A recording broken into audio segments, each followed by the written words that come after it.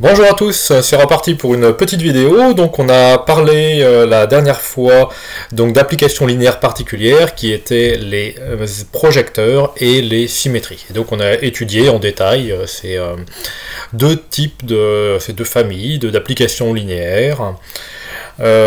Attention, un petit rappel, j'insiste lourdement, les projecteurs ont un noyau non nul, et par contre les symétries sont des applications linéaires bijectives, donc des isomorphismes, et comme en fait ce sont même des applications linéaires d'un espace dans lui-même, ce sont donc des automorphismes, contrairement aux projections qui n'en sont pas. Voilà, et caractérisés donc pour les projections par P rond P égale P, et pour les symétries, S rond S égale S. Voilà. Alors maintenant on va continuer donc toujours sur les applications linéaires et faire le lien entre les applications linéaires et les différents types de familles. Donc on a vu les familles libres, les familles liées, donc une famille est soit libre ou soit liée, et puis les familles génératrices.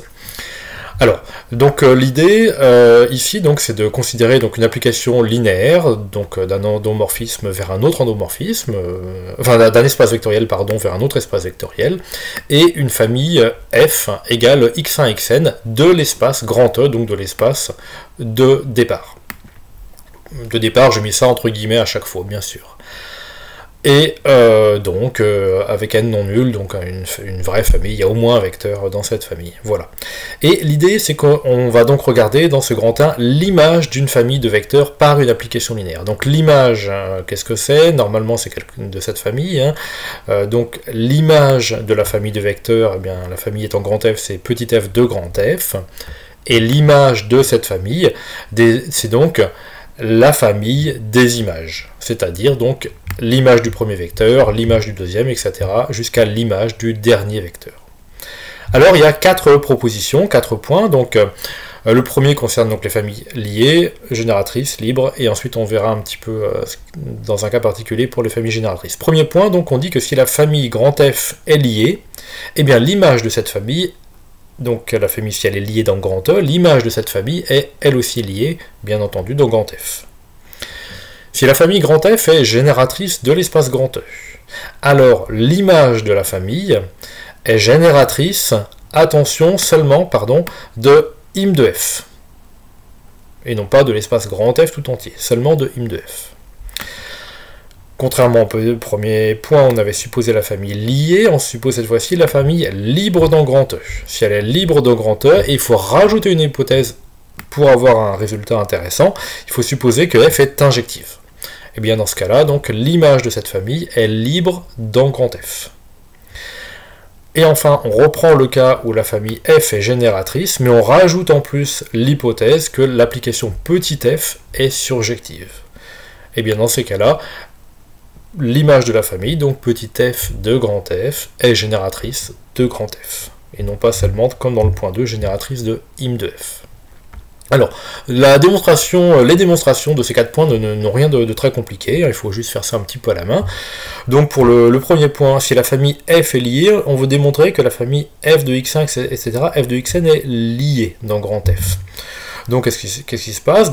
On suppose que la famille est liée, on traduit l'hypothèse, ça veut dire qu'il existe des coefficients non tous nuls, tels que lambda 1, x1 plus etc., lambda n, xn donne le vecteur nul. On applique l'application linéaire petit f, comme elle est linéaire à l'image. Alors je n'ai pas écrit qu'on utilisait la linéarité de petit f pour passer de là à là. Donc l'image de cette combinaison linéaire par l'application linéaire petit f, c'est la combinaison linéaire des images. L'image du vecteur nul de E par petit f, c'est le vecteur nul de grand F. Et donc on obtient une combinaison linéaire avec des coefficients non tous nuls des vecteurs, donc f de x1, etc., f de xn, qui sont les vecteurs, qui sont les vecteurs de la famille f de grand F. Donc cette combinaison linéaire à coefficients non tous nuls donne le vecteur nul, ça veut donc dire que la famille est liée. Deuxième point, si grand F est génératrice de E, alors f de grand F est génératrice de im de F. Je descends un petit peu. Donc on veut démontrer qu'elle est génératrice de im de F. Donc qu'est-ce qui se passe? On prend un vecteur y qui est dans im de F. On traduit ce que ça signifie. Donc il existe un vecteur x dont y est l'image par l'application linéaire petit f.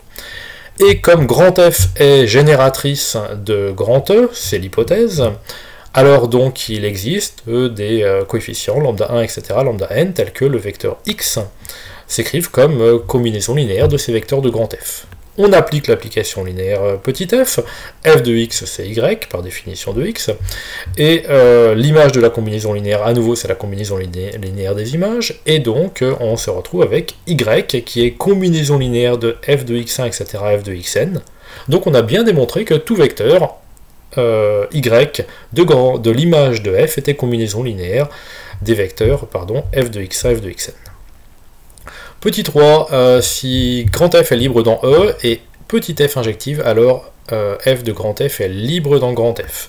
Donc là, pour la preuve, on va démontrer que la famille est libre dans grand F. Donc on prend une combinaison linéaire nulle des vecteurs de la famille dont on veut montrer qu'elle est libre, c'est-à-dire des vecteurs de f de grand F. Donc ce sont les vecteurs f de x1, etc., f de xn.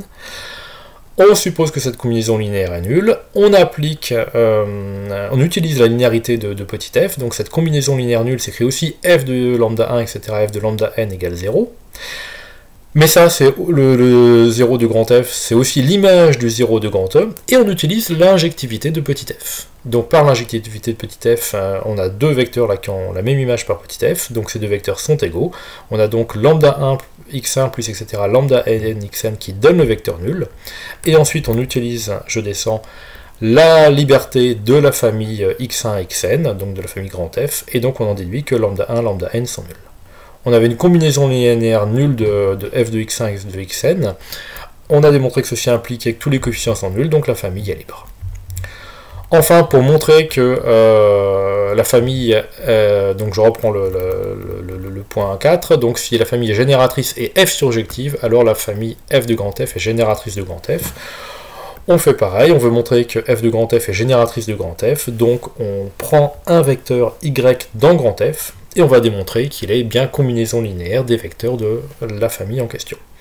Donc, on prend y dans grand F, petit f étant surjective, et y a un antécédent petit x, donc f de x égale y.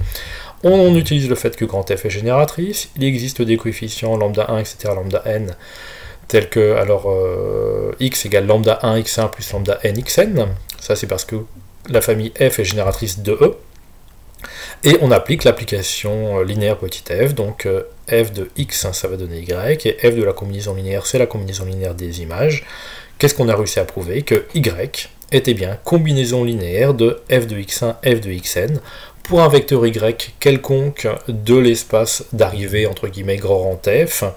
Donc tout vecteur de grand F est combinaison linéaire de f de x1, f de xn.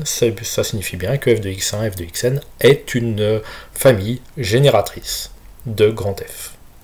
Ok, on descend un petit peu maintenant. Et donc on va aller un petit peu plus loin et regarder, donc on a vu des familles libres, des familles liées.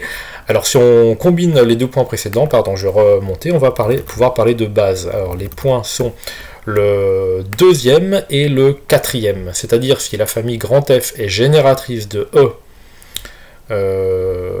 excusez-moi, non, c'est le troisième et le quatrième, pardon.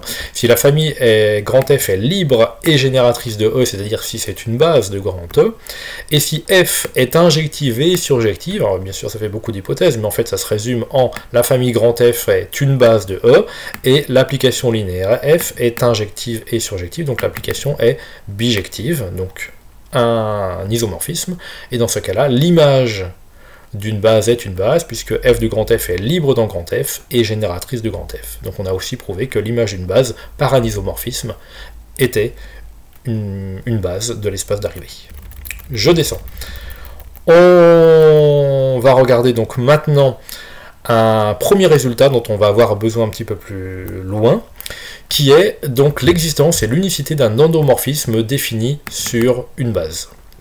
Alors, ça ressemble énormément au théorème où on avait démontré que pour connaître une application linéaire, il suffisait de la connaître sur deux sous-espaces vectoriels supplémentaires qu'on avait appelés E1 et E2, et que si on connaît la restriction d'une application linéaire à E1 et qu'on connaît la restriction d'une application linéaire à E2, alors on connaît l'application linéaire.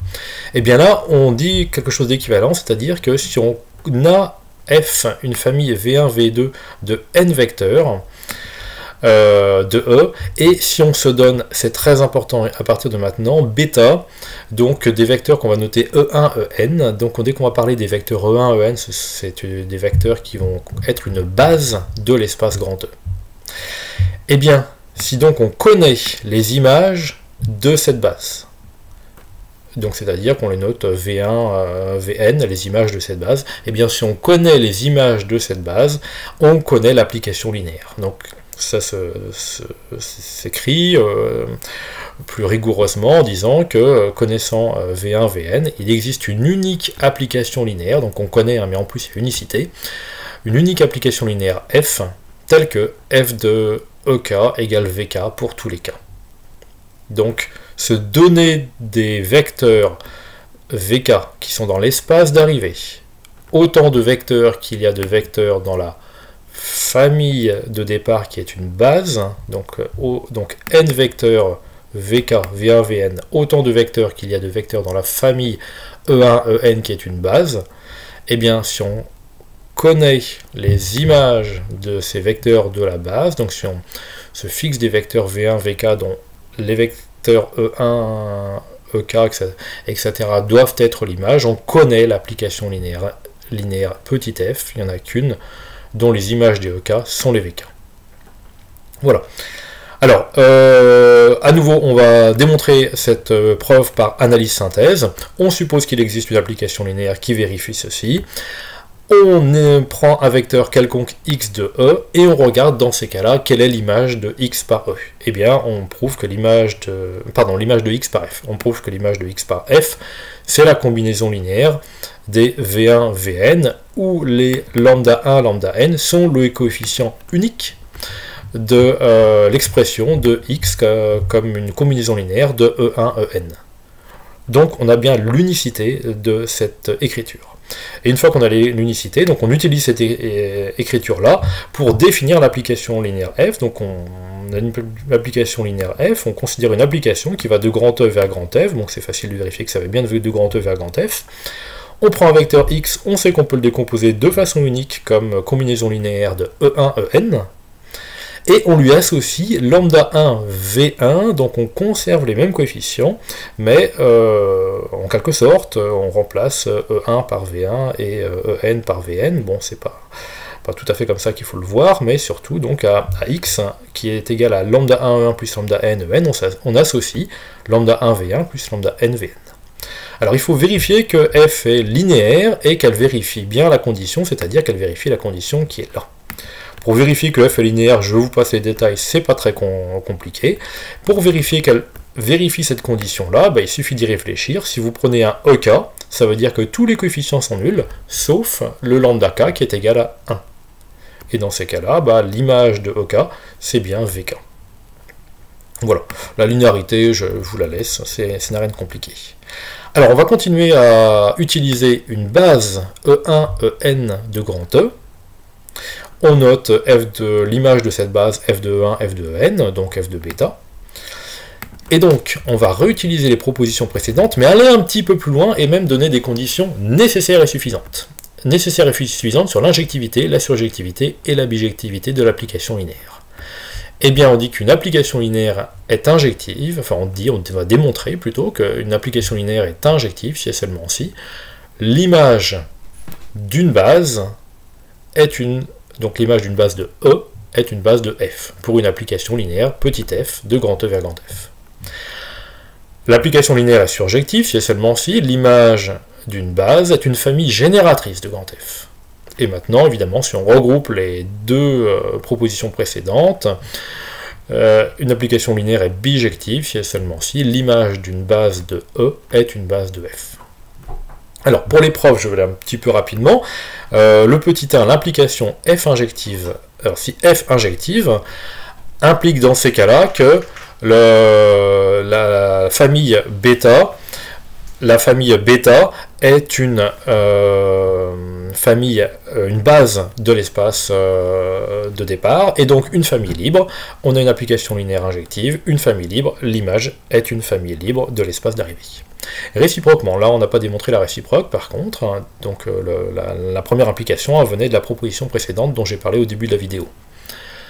L'implication précédente, on suppose que f de bêta est une famille libre, on veut démontrer que f est injective. Donc qu'est-ce qu'on fait pour démontrer que f est injective? Rappelez-vous, l'injectivité est caractérisée par... Je peux ne pas être dérangé plus tard, merci. L'injectivité est caractérisée par le fait que le noyau est réduit au vecteur nul. Donc, on va démontrer que le noyau est réduit au vecteur nul, donc on prend un vecteur x dans le noyau. Puisque bêta est une base, on écrit x comme une combinaison linéaire des vecteurs de la base. On regarde l'image par l'application linéaire. L'image de x, puisque x est dans le noyau, c'est le vecteur nul. Et donc on a une combinaison linéaire nulle des vecteurs f de 1, f de n, qui sont les vecteurs de f de bêta. Et donc, puisque cette famille est une famille libre, hein, ça implique que tous les coefficients sont nuls. Si tous les coefficients sont nuls, ainsi x est le vecteur nul, et donc le noyau est restreint au vecteur nul. J'aurais dû mettre une accolade ici pour être un peu plus rigoureux. Bien entendu, on vient de démontrer en fait que que ker de f était inclus dans le vecteur nul, mais le vecteur nul est inclus dans ker de f. L'ensemble contenant le vecteur nul est inclus dans ker de f. Voilà. Pour le petit 2, c'est pareil, l'implication là vient de la proposition précédente, l'implication dans l'autre sens, on veut démontrer que f de bêta génératrice implique f surjective. Donc ici, pour démontrer que la famille, que l'application linéaire f est surjective, en supposant que f de bêta est génératrice de grand F, qu'est-ce qu'on fait? On traduit la surjectivité en disant que la surjectivité revient à démontrer que grand F est égal à im de f, ou que im de f est égal à grand F. Il y a une inclusion qui est évidente, et donc ça revient à démontrer que tout vecteur donc, de grand F est dans im de f. Donc on prend un vecteur de grand F, on traduit le fait que f de bêta est génératrice de grand F, donc le vecteur y pris dans grand F s'écrit comme une combinaison linéaire de f de 1, f de n, et donc par linéarité de l'application petit f, eh bien, on réécrit ce vecteur y comme f de lambda 1 en, etc., lambda n en, et donc ça prouve bien que y est l'image d'un vecteur de, alors ça c'est un vecteur de grand E, et donc y est bien l'image d'un vecteur de grand E par l'application linéaire petit f. On a bien une application surjective. Voilà, petit 3, j'ai dit ça, la combinaison des deux, je vous laisse réfléchir.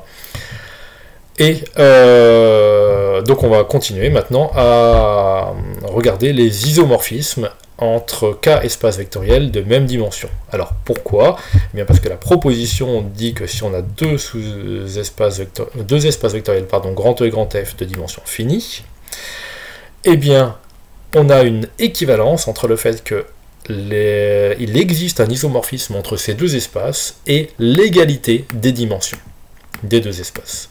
Donc en fait, si deux espaces sont de même dimension, alors il existe un isomorphisme entre ces deux espaces, et réciproquement, s'il existe un isomorphisme entre deux espaces, c'est que nécessairement, ces deux espaces sont de même dimension. Et donc dans ces cas-là, on va dire que les espaces sont isomorphes. Ils sont isomorphes signifie donc qu'il existe un isomorphisme entre ces deux espaces. Voilà. La preuve est relativement simple. On va supposer dans un sens que les deux espaces sont isomorphes, et donc on va appeler n la dimension de l'espace de départ. On considère une base bêta E1, En de grand E, on conserve les mêmes notations. On considère la famille f de bêta. C'est l'image d'une base par une application bijective, c'est donc une base de grand F. Et donc c'est de grand F, cette famille elle a n vecteurs, donc une base du grand F a n vecteurs, donc toutes les bases de grand F ont n vecteurs, donc grand F est de dimension le nombre d'éléments, c'est-à-dire petit n. Réciproquement, si on suppose que la dimension de E est égale à la dimension de F, on va considérer bêta une base de E, et bêta prime une base de grand F, bêta prime, a le même nombre d'éléments que grand E. Eh bien, on utilise la proposition précédente qui dit que dans ces cas-là, il existe une unique application linéaire petit f qui a chaque EI à associer les EI'. Et cette application linéaire envoie une base sur une base, donc f de bêta est une base, et donc l'application est bijective, injective et surjective. Voilà, j'arrête ici, on parlera du théorème du rang, un des gros, des grands théorèmes, un théorème très important dans ce chapitre. Voilà, à très bientôt pour une nouvelle vidéo.